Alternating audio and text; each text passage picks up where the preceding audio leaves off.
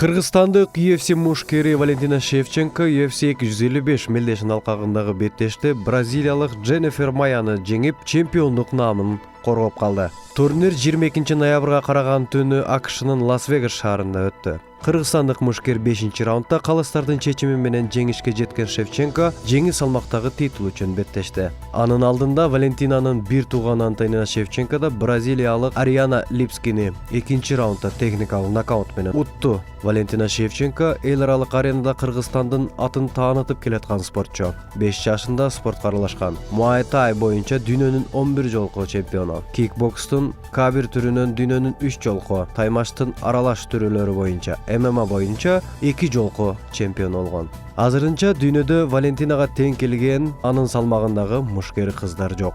Жалпы Салам радиосу да Шевченконун жеңиши менен чын жүрөктөн куттуктайт. Салам медиасы, Баткен.